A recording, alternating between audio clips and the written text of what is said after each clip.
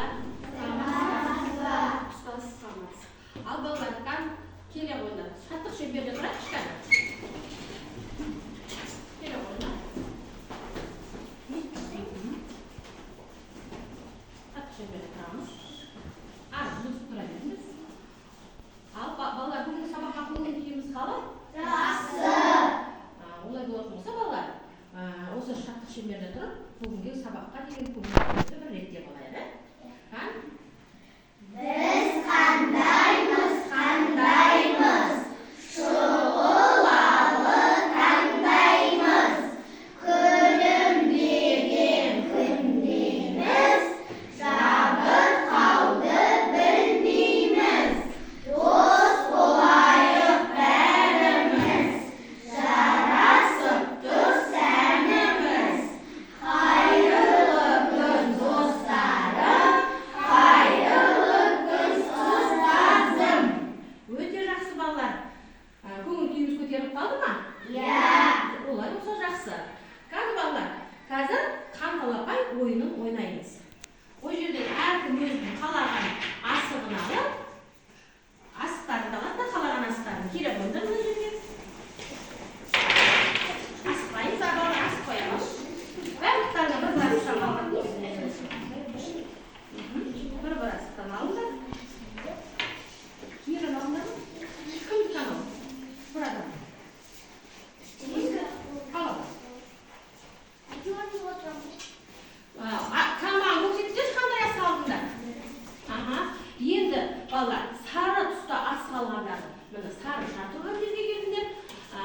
Қызыл асық алғандары қызыл шарға барыңдар. Жасыл асық алғандары жасыл шар тұрған орындыққа келіңдер. Кітаптарыңды, дәптерлеріңді бәрін алып, келіп жайғаса қойыңдар.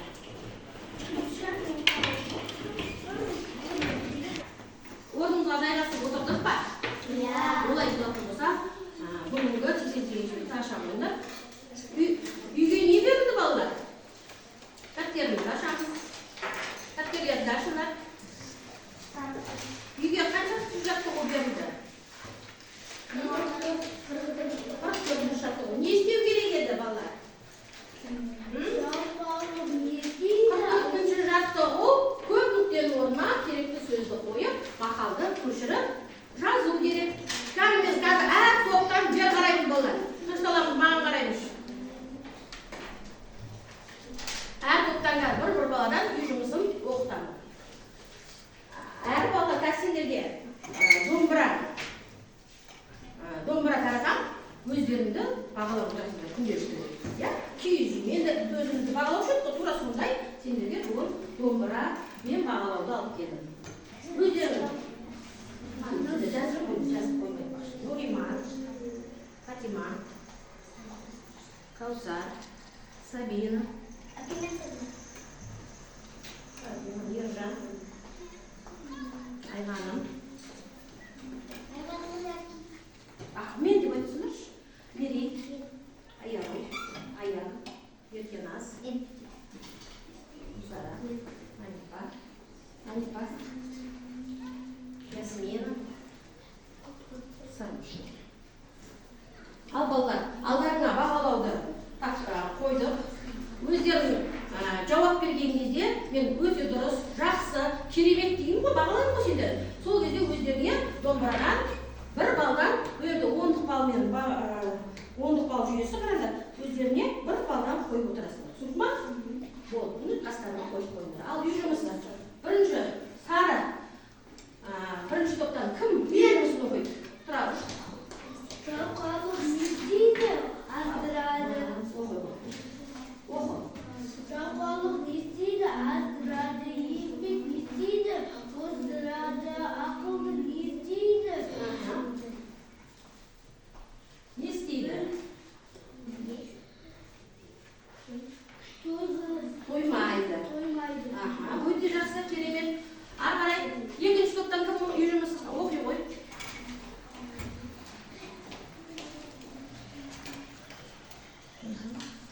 Ашаш. Бana bir ayet mi? Dapterlerini açmayı da unutmayın. Жалқаулық не істейді? Аздырады. Жалқаулық не істейді? Сұрақ қоямыз, иә? Не істейді? Аздырады. Ары қарай екіншісін оқы.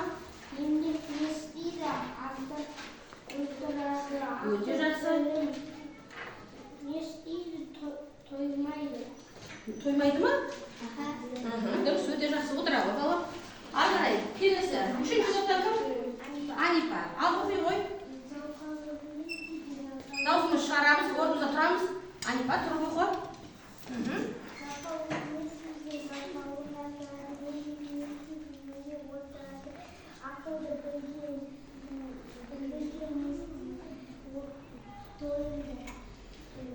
Тоймайды. Не істейді? Тоймайды. Өте жақсы. Балалар, енді балалар, үй жұмысын орындап келген екенсіңдер. Енді мен сендерге серпілген сұрақтар деген сендерге сұрақтар дайындап келдім. Қазір балалар бері қараңдар баттан. Бірінші қатардан кім? Зат есім дегеніміз не? Кім айтады? Бірінші топқа қойып тұр сұрақ. Қайсымыз айтамыз? Тұра қой айта ғой, зат есім дегеніміз не? Адамға қатысты сөздер, күндер, заттар мен жануарлар. Тоқта, зат есім дегеніміз не? Айта ғой. Зат есім дегеніміз заттың атын білдіреді. Өте жақсы, отыра ғой балалар. Ал екінші топтан тұра ғой. Қайсысына жауап береміз? Зат есімдердің сұрақтары. Айта ғой. Даусымызды шығарамыз. Кім, кімдер, не, нелер. Өте жақсы отыра ғой. Үшінші топтан етістік дегеніміз не?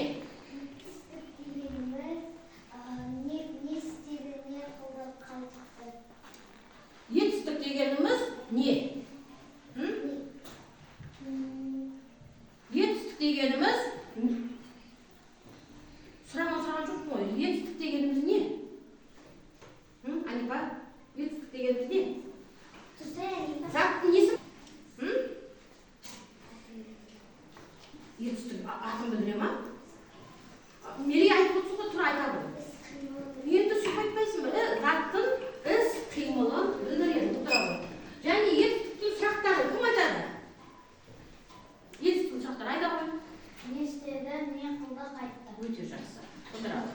Не істеді, не қылды, қайтты. Ары қарай балалар, бері қараймыз. Балалар, қазір біз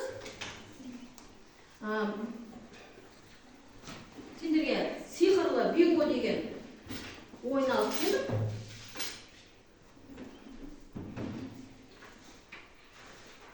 Әр топтан бір оқушыдан бері шығайық. Бірінші топтан кім шығады? Қалғанда отыратын бірінші топтан кім шығады? Келіп. Мына жерге тұра ғой. Қолыңды салып. Қазір балалар бұның осы бинго қорабында түрлі заттар болады. Оған қазір қолымызды салып ұстап көреміз. Бұл сендерден сұрайды. Қандай деп сұрайды? Сендер оның түсін, түрін, көлемін бәрін айтып бересіңдер. Ол затты табады.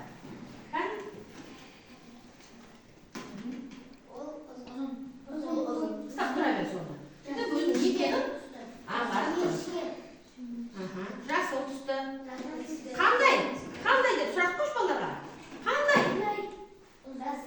Жасыл. Тағы. Ұзын. Ручка. Ручка дейміз ба балалар? Қалам? Сап.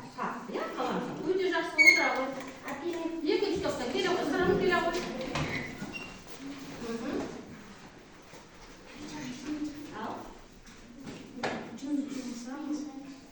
Жоқ, сұрасай балалардан сұра. Ұстап тұр да, бірақ өзің бүйтіп қолмен не екенін іздеп тұр да, балалардан қандай деп сұра. Түсі қандай, көлемі қандай.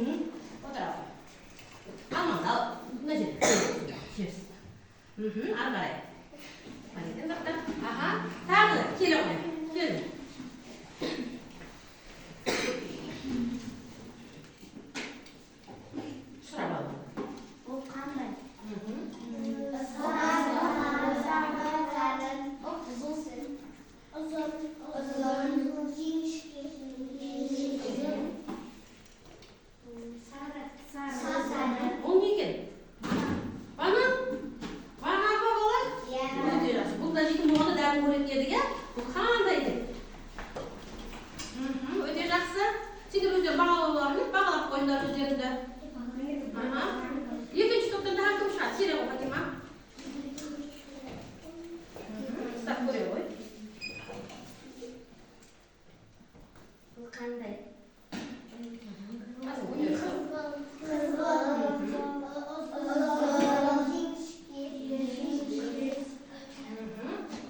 Қандай балалар? Өткір ма? Өткір. Ол не? Қайшы екен, қолмен де сезіп тұрсың ба? Қайшы екен, өте жақсы отыра ғой. Үшінші топтан келіп бір адам шыға ғой енді. Алдың ма? Алғыстай ғой. Қандай балалар?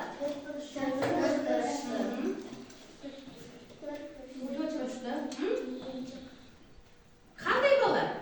Түсін айтыңдар. Жасыл. Қандай? Домалақ па бұл? Домалақ па? Төрт? Бұрыш. Не екен ол? Ойыншық екен. Өте жақсы балалар.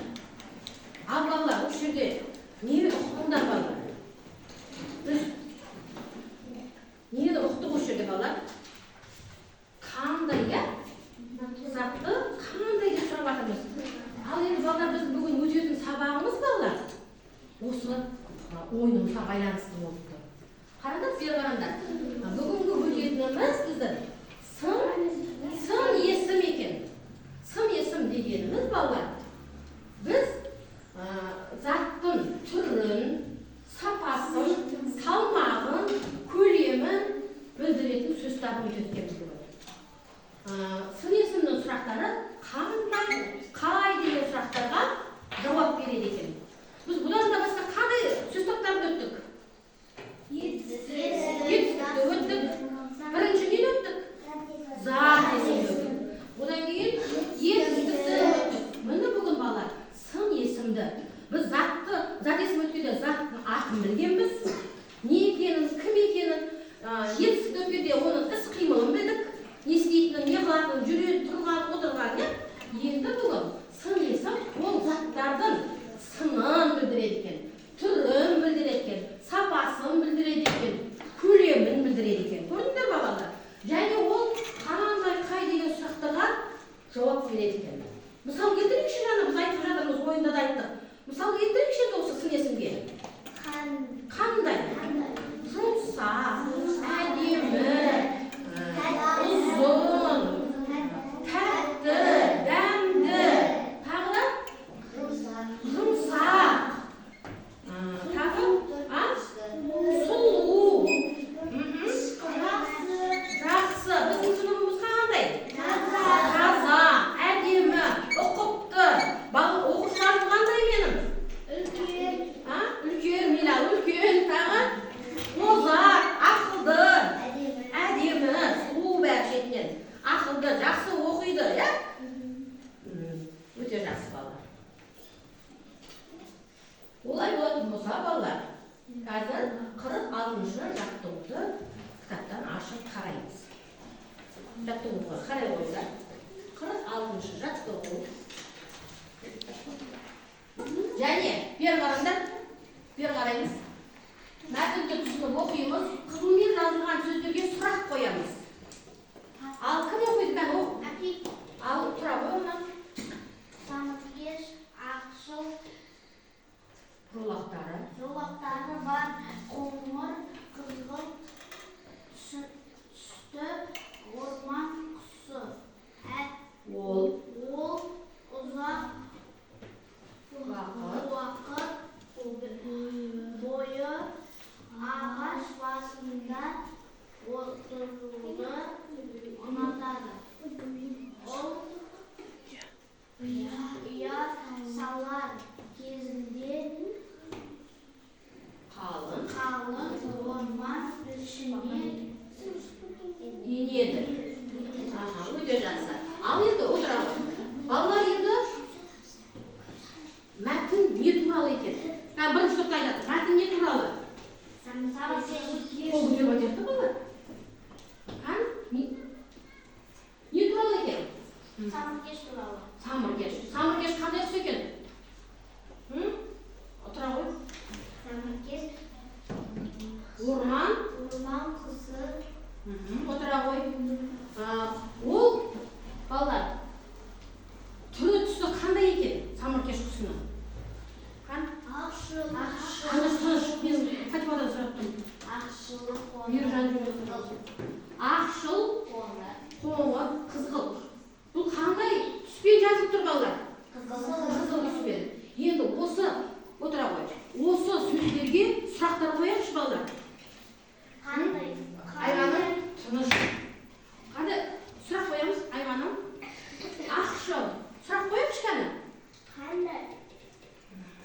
көтеріп айтамыз. Қандай?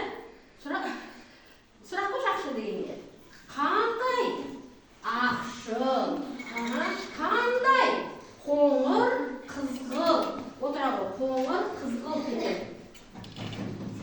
Бұл жерде балалар мәтін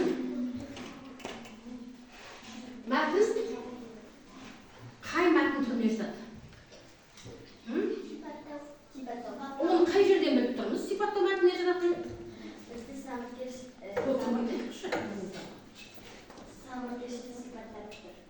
Оның қандай екенін, қандай түрін, түсін бізге не істеп тұр? Сипаттап айтып тұр екен. Отыра ғой. Ал балалар, келесі жаттығу дәптермен жұмыс етен. Балалар, бер қараймыз бәріміз. Енді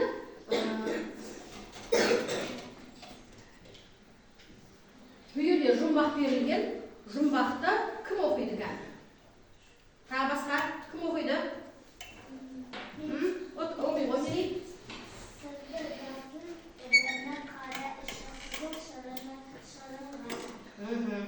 Отыра ғой. Өте жақсы. Сырты жасыл, дәні қара. Іші қызыл, шырын ғана. Сөйлемейміз, айтпаймыз. Қызыл шаралардың тобы. Кәні, бұның шешуі қандай? Айта ғой, Мержан. Шешуі? Қарбыз екен. Өте жақсы. Ол қарбыз екенін қай сөздер арқылы білдіңдер балалар? Сырты жасыл, дәні Сырты қандай? Жасыл. Дәні қандай? Қара. Іші қандай? Қызыл. Осы түстер арқылы біз оның не екенін білдік? Қарбыз екенін білдік. Ал енді балаларымыз қарбыз қайда егіледі? Өте жақсы. Бақшада егіледі. Оны кім егеді? Бақшылар ма? Бақшылар деген сөз бар ма? Егінші. Өте жақсы. Егіншілер егеді. Балалар көрдіңдер ма? Осы егіншілердің осы біздің дастарханымызға сол не келгенше, қарбыз келгенше қаншама еңбекпен келетінін білеміз ба? Ол біздің алдымызға дайын болып келе қалады. Біз оны жегенді өте жақсы көреміз қарбызды. Бірақ ол көптеген еңбекпен келеді екен. Оны егіншілер егеді. Біздің осы балалар осы сәуір айы өзі де бізде білікті білім жинап, кәсіп етер, білімнің дәмін татып өсіп өнер дейді. Әр кезде де біз осы еңбекшілердің еңбегін істеуіміз керек. Құрметтеп жүруіміз керек. Ал енді балалар дәптерлерді ашыңдар, бүгінгі күнді жазыңдар. Сендер өздерің бағалап отырсыңдар ма балалар? Бағалауларыңды оқып кеткендер, бағалап қойып отырыңдар өздеріңе. Мен өте жақсы, керемет деген сұрақтар айтамын, сол кезде сендер өздерің бағалауларыңды бір балға көбейтіп отырыңдар. И әрпін жасамыз. Бірінші жолына бас әрпін, екінші жолына кіші әрпін жасамыз.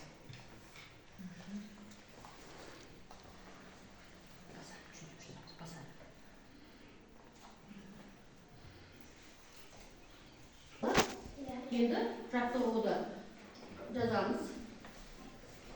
46-шы жаттығу, 47-шы жаттығуды көшіп жазамыз. Сырты жасыл, дәні қара. Іші қызыл, шырын қара деп екі жолға көшіп жазамыз. Жұмбақ жолдарын.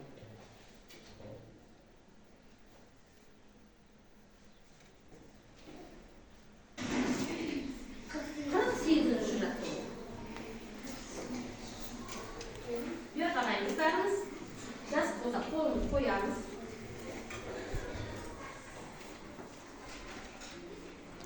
Балалар топтық жұмыс орындаймыз қазір.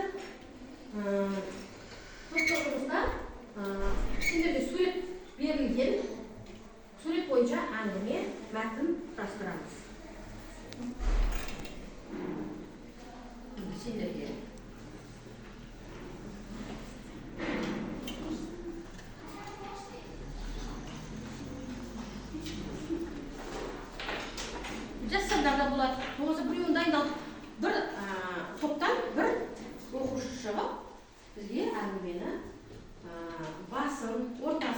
аяғын айтып беретін боласыңдар. Дайындалды. Суретке қарап мәтін құрастырамыз. Я, бәріқтар бір ғана емес, топпен жүрсін, бәріқтар менталь атсалысып көмектесіңдер. Жазсаңдар да болады, жазбай, әшін өзден әңгімемен құрастырып не қылсаңдар да болады балалар. Дайындасаңдар да болады.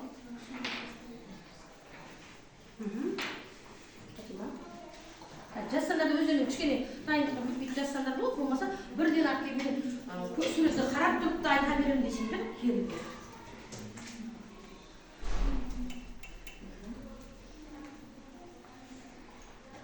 Уақыт берем.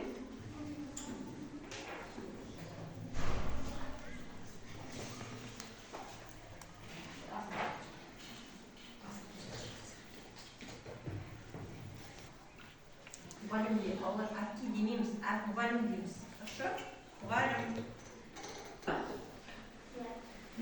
Әңгімен суреттерді бері қарасыңдаршы маған.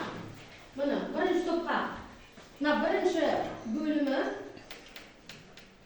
әңгіменің басы, иә? Кімге мына сурет? Келе ғой мене. Суретін алып шыққан ба? Суретін қолына ұстап. Болмаса балаларға сатып қойып. Кел аяқ, ұстап тұра ғой кел. Ал мерей, айтады. Мына жаққа көрсет, балаларға көрсінді. Ал мерей. Одан соң шығарамыз да. Ертеде бір орманда аю мен қонжық болыпты. Ол екеуі өзен жағасына келіп, анасы суға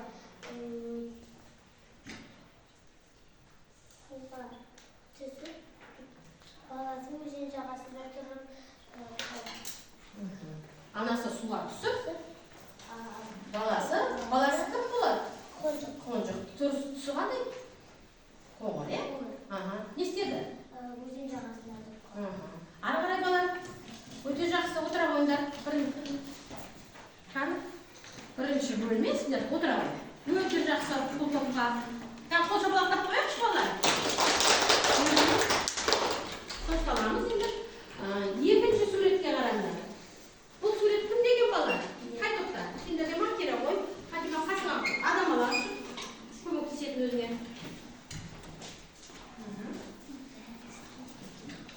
Айтамыз. Ал қонжық болса су жағасында қалып. Даусымыз шығарамыз. Судан қалып, су жағасында қалып қалды. Анасы қонжыққа, анасы баласының суда жүзуге үйреткісі келеді. Анасы баласын қанша шақырса да бала қонжық судан қорқып бармады. Анасы судан шығып баласының желкесінен тістеп алып суға бірге түседі. Не дейді анасы? Қонжық судан қорқып тұр дейді балалар. Анасы суға не істе дейді? Кел. Не істейміз дейді? Шомыламыз дейді ма? Шомыламыз дейді. Қонжық қорқып қаша жөнелмекші болып тұр. Сол кезде анасы не істейді екен? Мына астыңғы суретті көтер. Не істейді анасы? Қонжықты желкесінен тістеп суға не істейді? Келе ғой балақаным. Екеуміз бірге суға түсейік дейді ма? Сол кезде қонжықтың қорыққаны басылған сияқты ма? Отыра ғой. Өте жақсы. Балар қол шапалақтап қойып. Өте жақсы. Келесі топ.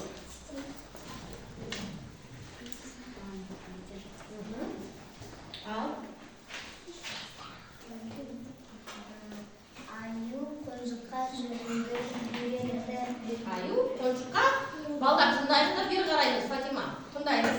Аю қонжыққа жүзуді үйретті. Орманның жағасына аю мен қонжық барып отырды. Сөйтіп қонжық аюға рахметін айтты. Қонжық аюға анасына, е? Анасына рахметін айтты дейді. Рахметін айтты дейді. Отыра ғой. Балалар, өте жақсы айтып жатқандарыңыз. Әрине сендермен келісем, дұрыс. Орманда не дедіңдер? Кім болыпты дедіңдер? Бері қараңдар.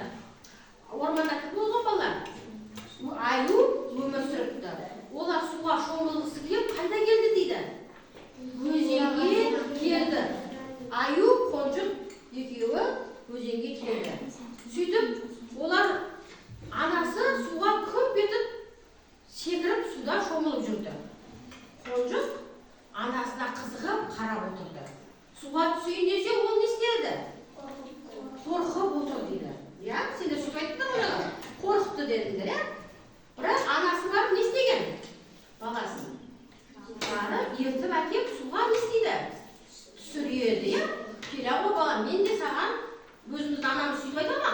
Үйрете ғой өзімізге. Келе ғой балақан, мен сені суға жүзіп үйретейін деп, анасы суға жүзуді баласына үйретеді. Баласы анасының манағы жақсы сезімімен судан не қылды? Қорыққаны басылып, анасымен бірге суға түсіп шомылды. Анасымен бірге екеуі шомылып міне жүр. Көрдіңдер ма? Сендердің айтқандарың бұл. Екеуі бірге суға түсіп шомылып жүр екен. Екеуі Аю мен Қонжы шомылып, әбден күні бойы шомылып, рахаттанып, шомылған жақсы ма балалар? Иә. Рахаттанып, өзеннің жағасына отырып, үстерін күнге кептірді. Аша өткізді деп әңгімені аяқтаймыз.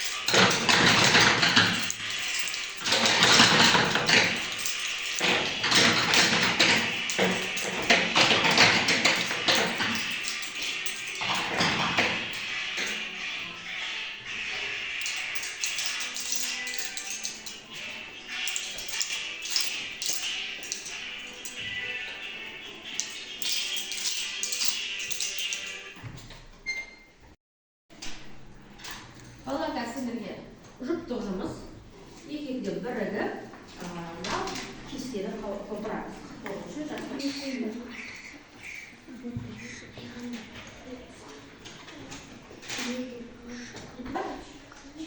Ретмен орналасып, сұрақ ойдай, жылдамды.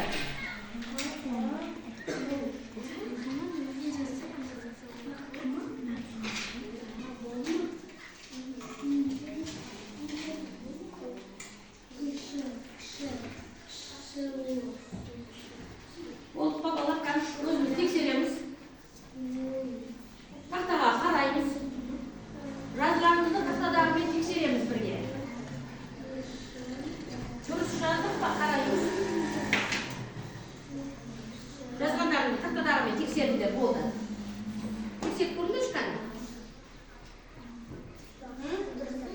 Сендер дұрыс па?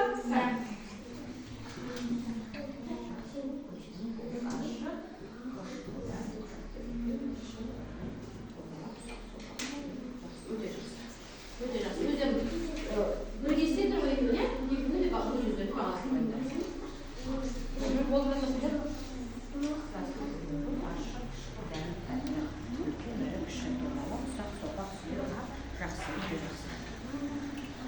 Болдыңдар ма?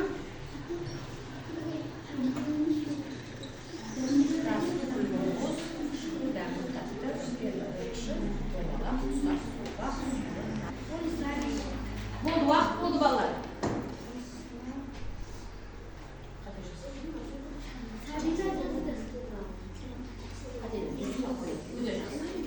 Ал балалар, болды, уақыт болды. Қалғандарын тоқтатыңдар енді.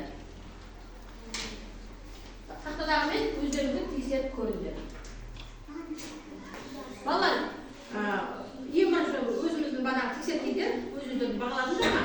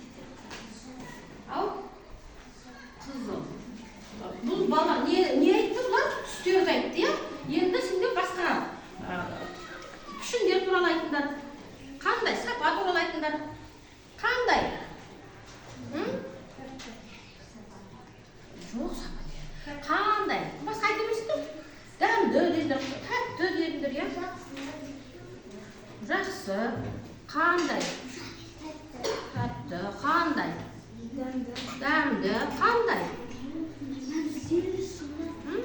Uzun, qisqa, әдемі айта берсеңдер, көп болып қандай деген сұраққа жауаптарды.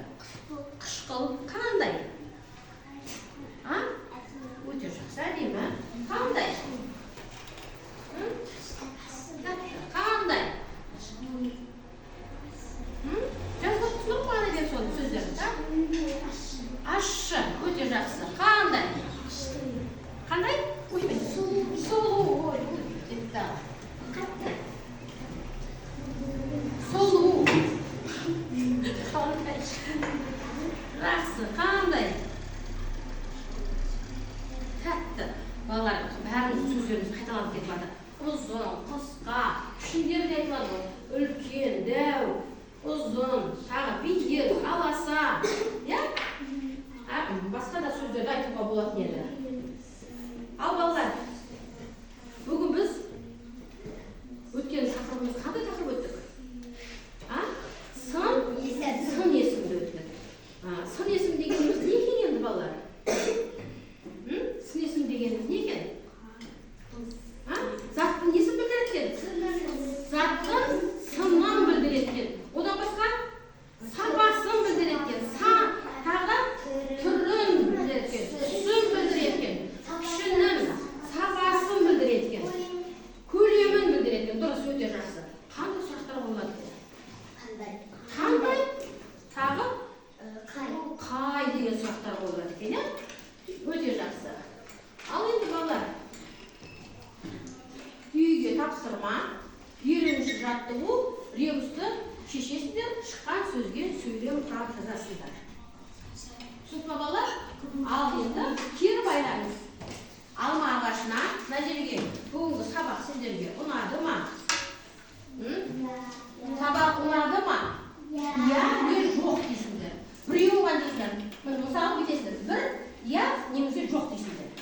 Ұнаса иә дейсіңдер, ұнамаса жоқ дейсіңдер. Әлде іздену керек па? Екі дейсіңдер де иә, болмаса жоқ дейсіңдер. Үш дейсіңдер. Өте жақсы түсіндім болса, иә, не жоқ жазасыздар. Көп жазып отырмаймыз. Бірден жаза, екіден жаза, иә, не жоқ деген сөз болады.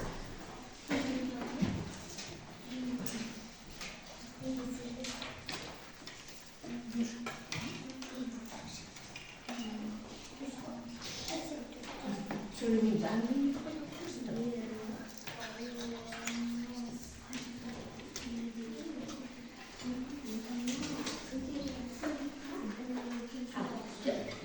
Жазып тұрмын. Я немесе жоқ. 1, 2, 3 деп қайсысы сендерге өздеріңе ұнаса, ұнады деңдер. Ізденуім керек, маған әлі түсінген жоқпын десеңдер, 2 деңдер. Өте жақсы түсіндім болса 3 деңдер. Түсінсең, я дейсің, түсінбесең жоқ дейсің. Болды. Бірақ сөз жазасыңдар. Жазыңдар соны. Сөйтіп алма ағашына барып тілеміз. Мына жерде орындарына деп іліп қойыңдар. Uzaktan балалар, жылдамдар. Үшеу де ма? Тек біреу ғана. Қалғандар сасады, тек түсінбей тұр ғой. Біреу ғана.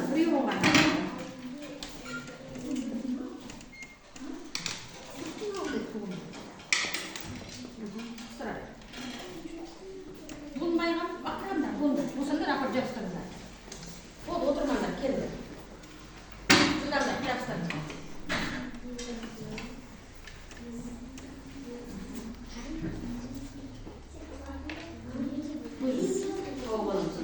Қайсысын жазғандарында білем ғой сіздерді. Кім түсінді, кім түсінбеді сөйлеп нақтылап алады.